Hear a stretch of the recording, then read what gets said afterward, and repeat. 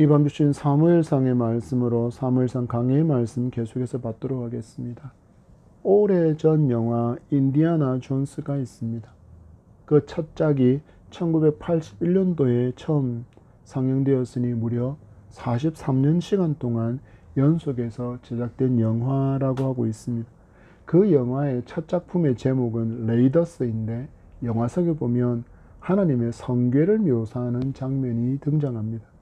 성궤 자체에 마치 엄청난 힘이 숨겨진 것처럼 영화는 표현하고 있는데 성경은 그렇게 이 성궤와 언약궤에 대해서 이런 신비한 힘을 가진 존재로 말씀하지 않습니다.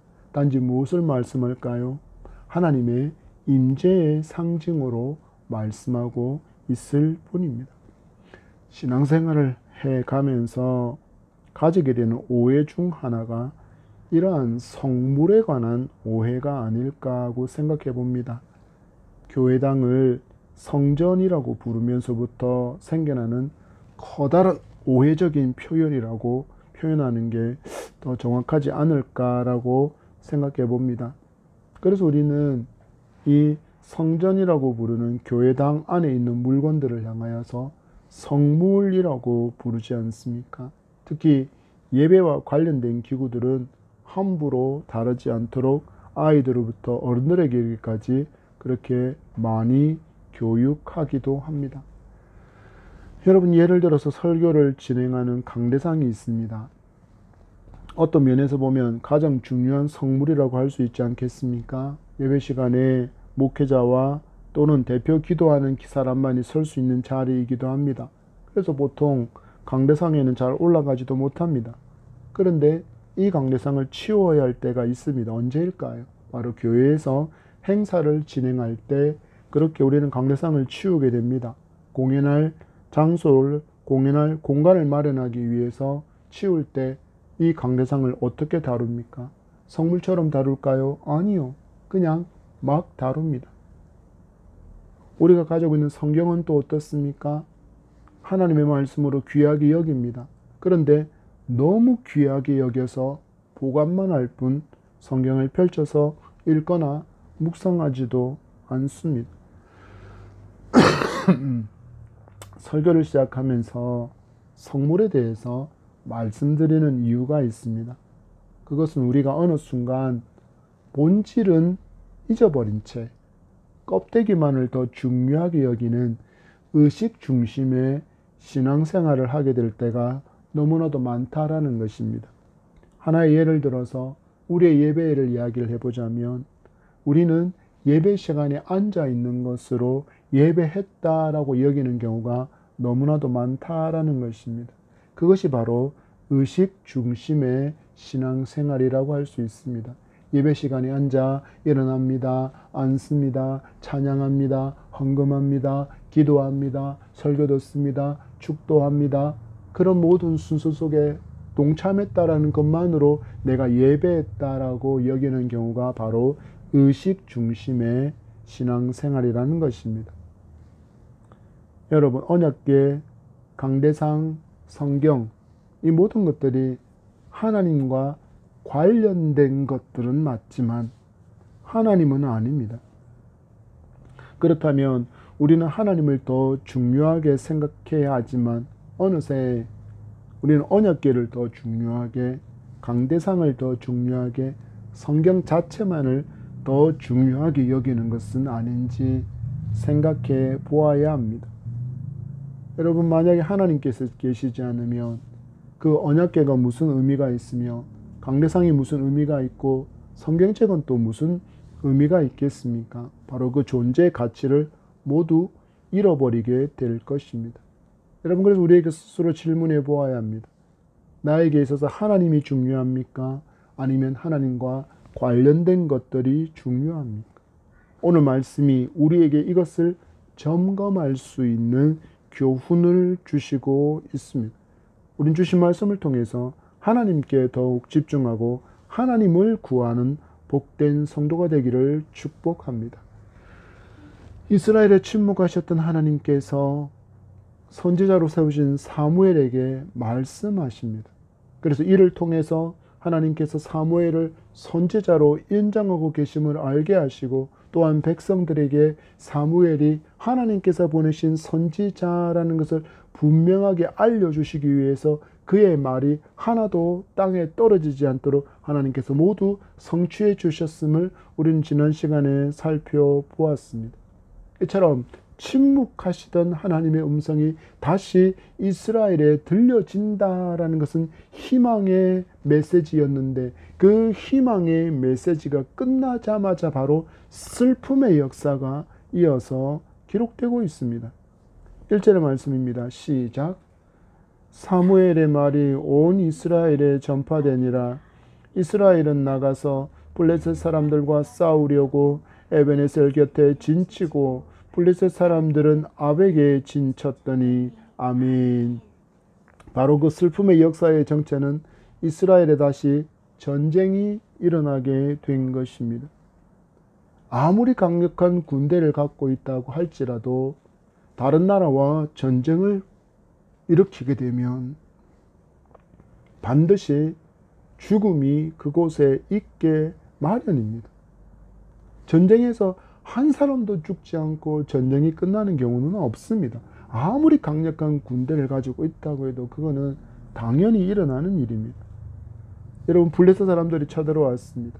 그래서 이를 방어하고자 이스라엘 백성들은 에베네셀 곁에 진을 쳤다라고 기록하고, 블레셋 사람들은 아벡에 진을 쳤다라고 기록하고 있습니다. 하나님의 음성이 오랜 침묵을 깨고 선지자 사무엘을 통해서 이스라엘에 울려 퍼지고 있는 이 시점에 왜 전쟁이 일어나게 되었을까요? 바로 이 전쟁은 그동안 하나님을 멸시하던 죄를 회개하지 않던 이스라엘을 향한 하나님의 심판이며 진노의 결과라는 것을 우리는 기억해야 합니다. 하나님의 음성이 사무엘을 통하여 이스라엘 백성들에게 들려지게 되었지만 그들은 여전히 그때 왕이 없으므로 사람들이 각기 소견에 옳은 대로 행하였더라는 그 삶에서는 돌이키지 않았다라는 것입니다. 특히 그 가운데 누가 있습니까? 바로 제사장이었던 엘리와 그의 두 아들 홈니와 비느하스, 그들은 여호와를 멸시하는 죄에서도 떠나지도 않았고 그들은 그 죄에 대해서도 회개함도 없었습니다. 그래서 하나님께서 무엇을 하십니까? 하나님이 말씀하신 그 심판을 취소하지 않고 이처럼 진행하고 계신 것입니다. 사람은 참 이상한 존재라서 힘들고 어려움이 닥칠 때면 하나님 한 분뿐입니다. 하나님 저 좀 살려주세요. 하나님 저 좀 도와주세요. 라며 하나님을 찾고 의지하지만 하나님의 은혜 가운데 그 어려움의 때가 지나고 풍요와 번영의 때가 오면 언제 그랬냐는 듯이 하나님을 저 골방에 모셔두고는 찾지를 않습니다.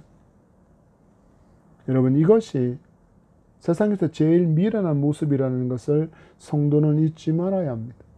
성도는 언제나 하나님의 전능하심을 인정하고 내 삶의 모든 주권이 하나님께 있음을 인정하며 살아가는 것이 참으로 지혜로운 삶의 태도라는 것을 잊지 말아야 한다라는 것입니다.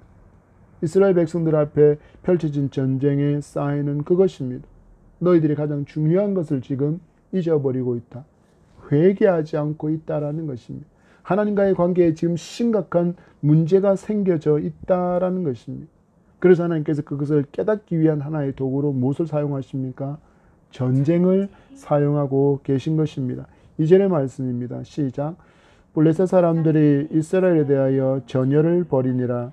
그 둘이 싸우다가 이스라엘 블레셋 사람들 앞에서 패하여 그들에게 전쟁에서 죽임을 당한 군사가 4,000명 가량이라. 아멘.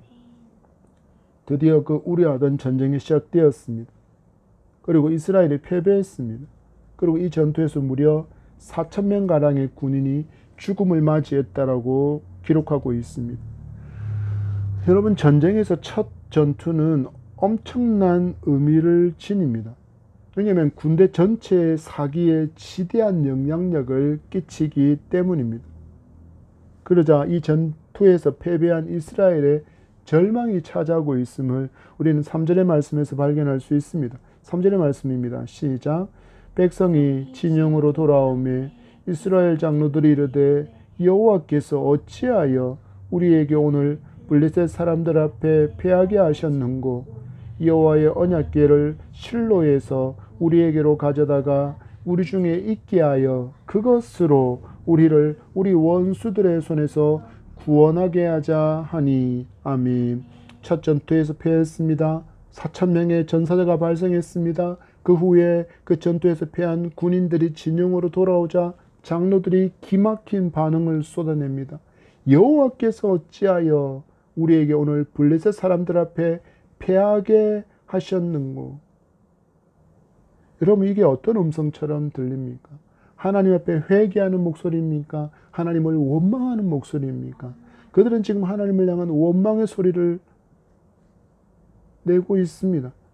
그들은 먼저 하나님과의 바른 관계를 점검하고 회복하는 것에 더 우선순위를 두는 삶을 살아야 함에도 불구하고 그들은 전혀 그렇게 하고 있지 않다라는 것입니다. 여러분, 이 사사기 시대 이전에 이스라엘 백성이 출애굽에서 그 광야 여정을 지나는 동안, 그리고 가나안에 입성해서 가나안을 정복하는 그 모든 정복 전쟁까지를 유심히 살펴보시기 바랍니다. 하나님께서 전쟁에 대해서 먼저 말씀해 주시거나, 그리고 모세를 중심으로 백성들이 하나님께 먼저 물었습니다. 여호수아를 중심으로 한 그 백성들이 먼저 하나님께 물었습니다. 하나님, 이 전쟁이 일어났습니다. 어찌하면 좋을까요? 어떻게 하면 될까요? 라고 물었습니다.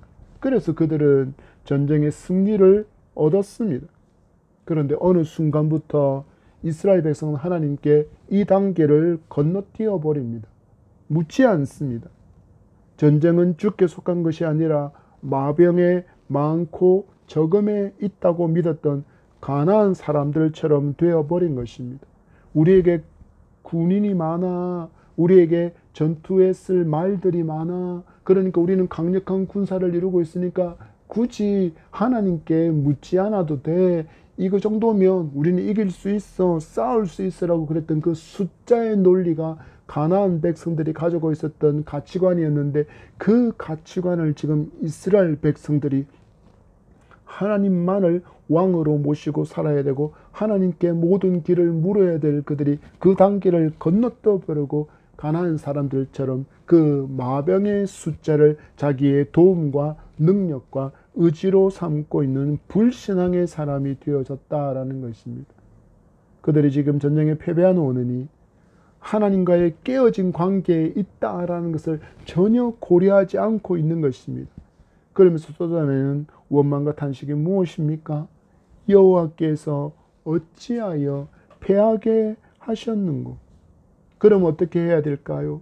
이 패배의 원인이 어디에 있는가 하나님께 물어야 하고, 하나님과의 무너지고 깨어지고 막혀있는 그 관계를 뚫기 위해서, 회복하기 위해서 그 본질적인 하나님과의 관계로 그들은 돌아가야 함에도 불구하고 그 관계의 회복을 원하는 것이 아니라 그들은 실로에 있던 여호와의 언약궤가 전쟁터에 함께 있지 않은 것에 패배의 원인이 있다라고 그들은 결론을 내려버립니다.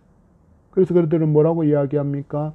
여호와의 언약궤를 실로에서 우리에게로 가져다가 우리 중에 있게 하여. 여러분 잘 들어보십시오. 무엇으로? 그것으로.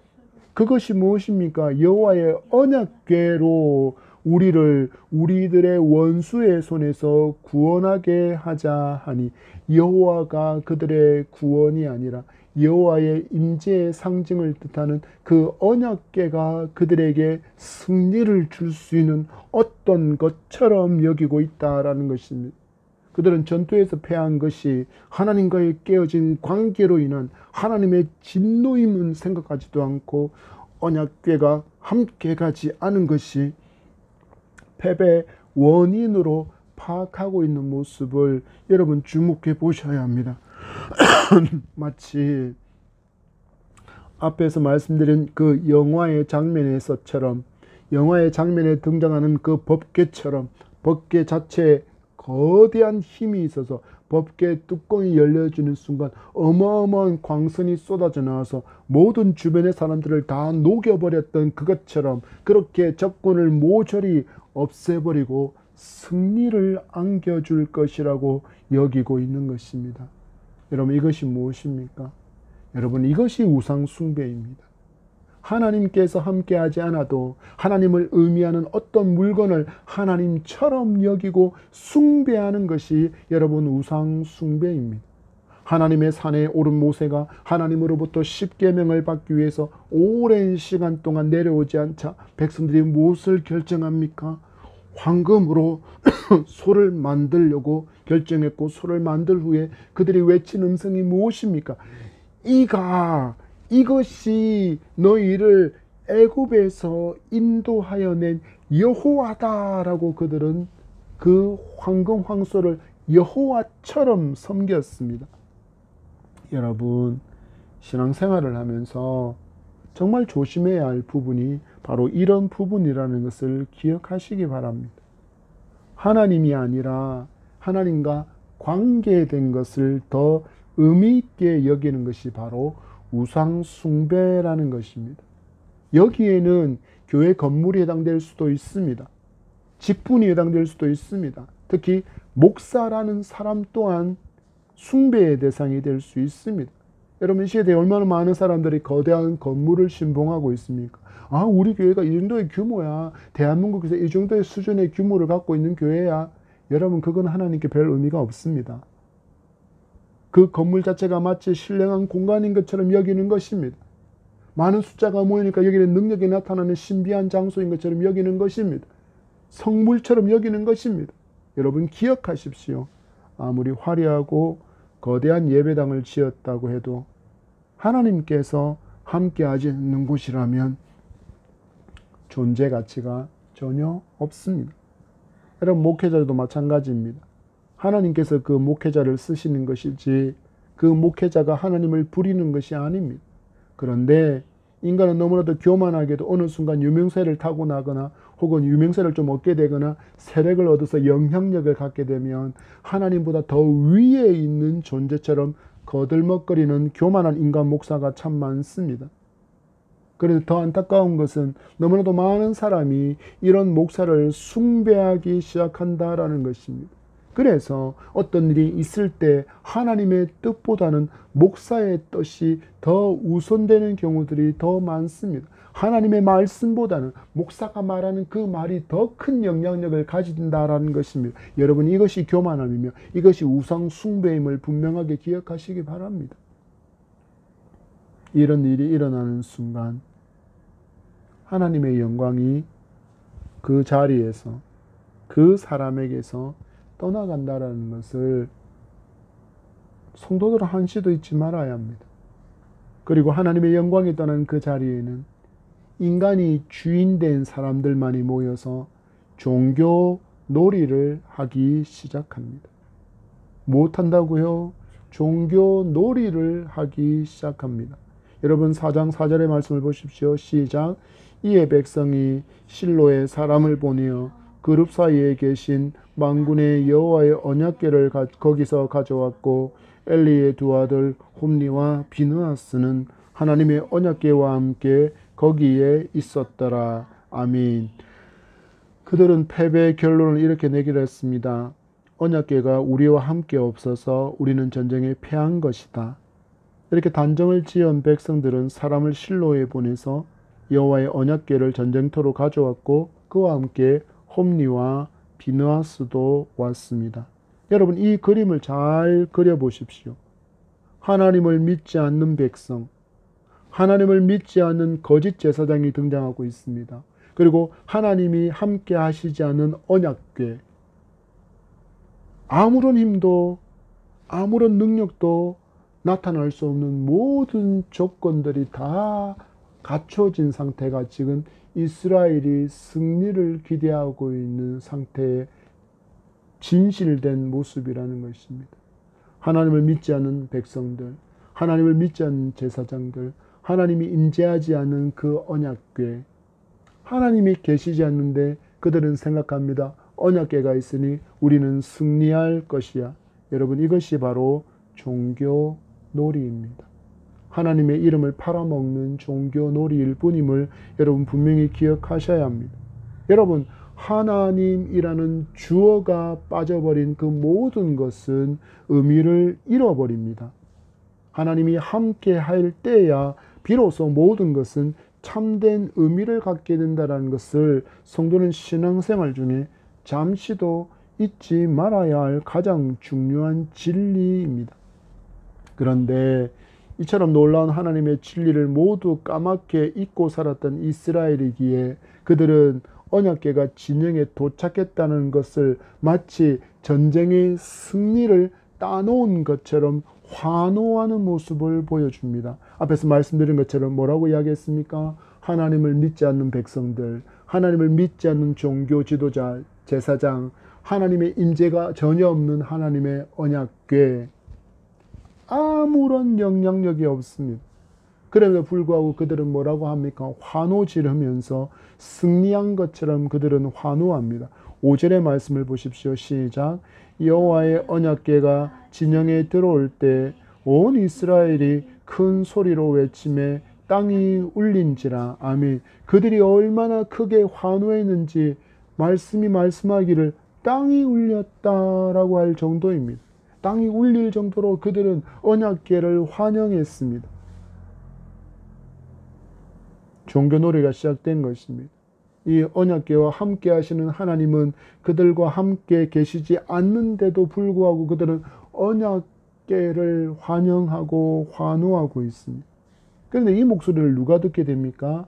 대적이었던 블레셋 사람들도 듣고 있습니다. 6절의 말씀을 보십시오. 시작. 블레셋 사람이 그 외치는 소리를 듣고 이르되 히브리 진영에서 큰 소리로 외침은 어찌 됨이냐 하다가 여호와의 궤가 진영에 들어온 줄을 깨달은지라. 아멘. 이처럼 하나님의 궤가 이스라엘 진영에 왔다라는 것을 깨닫고 블레셋 사람들이 보이는 반응을 우리는 주목해 볼 필요가 있습니다. 7절과 8절의 말씀입니다. 시작. 블레셋 사람들이 두려워하여 이르되 신이 진영에 이르렀도다 하고 또 이르되 우리에게 화로다. 전날에는 이런 일이 없었도다. 우리에게 화로다. 누가 우리를 이 능한 신들의 손에서 건지리요. 그들은 광야에서 여러 가지 재앙으로 애굽인을 친 신들이니라. 아멘.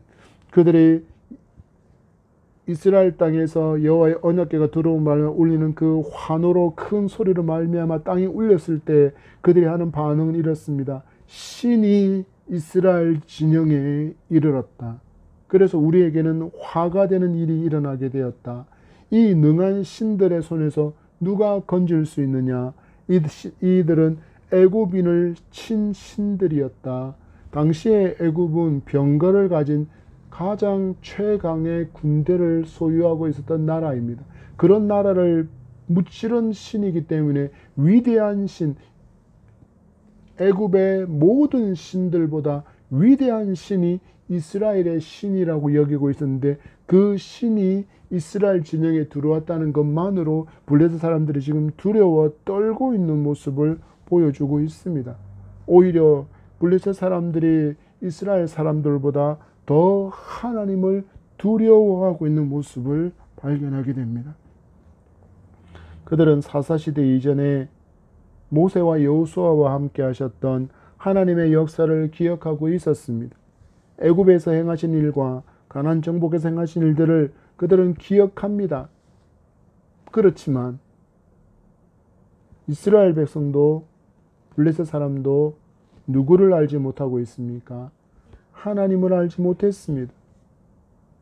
그들은 하나님을 알지 못했습니다. 여러분, 우리 하나님 누구이십니까? 그분은 영이십니다. 눈에 보이지 않는 하나님이십니다. 그 어떤 형상으로도 만들 수 없고 그 어떤 형상 안에도 갇힐 수 없는 영이신 하나님이심을 그들은 알지 못했습니다. 그래서 단지 언약궤를 마치 하나님처럼 여기고 있는 것입니다. 이런 두려움에 떨고 있던 블레셋 사람들 사이에서 현실을 자각하게 하는 누군가의 목소리가 크게 울려 퍼졌습니다. 전장에서 큰 소리를 칠 수 있는 사람은 총사령관이거나 왕이거나는 최고의 권세자가 이런 목소리를 내었을 것입니다. 9절의 말씀을 보십시오. 시작. 너희 블레셋 사람들아 강하게 되며 대장부가 되라. 너희가 히브리 사람의 종이 되기를 그들이 너희의 종이 되었던 것 같이 되지 말고 대장부같이 되어 싸우라 하고. 아멘. 그들은 이야기합니다. 우리가 지금 이 전쟁에서 지게 된다면 우리는 히브리 사람의 종이 되어서 고난을 받게 될 것이다. 그런데도 이스라엘의 신이 저들과 함께 한다고 싸우려 하지 않으려 한다면 너희들은 정말 이 싸움에 져서 히브리 사람의 종으로 살아가는 것이 좋으냐? 너희들이 그것을 원하지 않는다면 대장부같이 용기를 내어서 싸우라는 독려하는 음성이 울려 퍼졌습니다. 이 용기 있는 외침에 블레셋 군사들이 이스라엘 진영을 향해서 돌격해 갑니다. 그랬는데 그들이 두려워했던 것과는 전혀 다른 결과를 마주하게 됩니다. 10절과 11절의 말씀입니다. 시작. 블레셋 사람들이 쳤더니 이스라엘이 피하여 각기 장막으로 도망하였고 살육이 심히 커서 이스라엘 보병에 엎드러진 자가 3만 명이었으며 하나님의 괴는 빼앗겼고 엘리의 두 아들 홈니와 비느하스는 죽임을 당하였더라. 아멘. 그들은 분명히 이스라엘의 하나님에 대해서 전능의 하나님이고 강하시고 능하신 하나님이라는 것을 그들은 믿었기에 두려워 떨었습니다. 그러나 우리가 이 전쟁에서 져서 저 히브리 사람들의 노예로 종으로 살아갈 수 없으니 일사하고 죽음을 각오하고 이스라엘에게 돌격했는데 그들이 두려워했던 것하고는 전혀 반대로 이스라엘 군사들이 너무 무기력합니다. 그들이 두려워했던 이스라엘의 신의 어떤 강한 능력도 그들에게 나타나지 않았습니다. 결과가 무엇입니까? 이스라엘 군인 3만 명이 죽는 대사륙이 벌어지고 말았습니다. 거기에 대해서 하나님의 언약궤도 빼앗기게 되었고 거짓된 제사장의 홈니와 비느하스가 죽음을 맞이하게 됩니다. 여러분, 왜 이런 결과를 맞이하게 되었습니까? 여호와의 언약궤는 있었지만 하나님께서 그들과 함께하지 않았기 때문입니다. 하나님께서 임재하지 않는 예배. 우리는 보통 내가 예배를 드렸다라고 우기는 경우가 너무나도 많지만 여러분, 예배는 내가 주인이 아닙니다. 하나님께서 예배의 주인이시고 하나님께서 받으시지 않은 예배는 의미가 없습니다. 하나님께서 받으신 예배일 때 진정한 의미를 갖게 되는 것입니다. 그래서 요한복음 말하지 않습니까? 하나님은 영이시니 예배하는 자가 영과 진리로 예배할지니라. 하나님이 이렇게 자기에게 예배하는 자를 찾으신다라고 말씀하셨습니다. 하나님께서 받으시는 예배가 있다라는 겁니다. 하나님께서 거부하시는 예배가 있다라는 것입니다. 여러분, 내가 예배 드렸다라고 우기지 마시기 바랍니다. 우리는 하나님께서 받으시는 예배를 드리기 위해서 영과 진리로 예배하는 사람이어야 한다는 것을 한시도 잊지 말아야 합니다. 그래서 우리는 예배에 최선을 다해야 합니다. 정성을 다해야 합니다. 믿음으로 드려야 합니다. 거룩한 산 제물로 드려서 영적 예배가 되게 해야 합니다. 우리 예배만 이렇습니까? 아니요, 여러분. 우리는 기도한다고 기도하지만 하나님을 인정하지도 않고 하나님을 믿지도 않는 사람의 기도라면 그냥 안개처럼 흩어지고 마는 말일 뿐입니다. 한마디로 하나님께서 함께 하시지 않는 그 모든 것은 헛될 뿐입니다. 그래서 성도는 어떻게 해야 합니까? 성도의 삶은 언제나 하나님과의 이 관계를 잘 점검하는 사람이어야 합니다. 이스라엘 백성이 하나님을 버리고 하나님과 가나안 우상을 함께 겸하여 섬기는 영적인 음란에 빠져서 살았습니다. 자기가 하나님의 자리에 올라서는 자기 마음대로 행하며 살고 있을 때 하나님께서 어떻게 하셨습니까? 그들을 떠나가셨습니다. 그들에게 침묵하셨습니다. 그럼에도 이 처절한 현실을, 하나님이 떠나셨다라는 이 처절한 현실을 그들이 제대로 자각하지도 못한 채 그들은 말합니다. 우리에게는 여호와의 언약궤가 있다.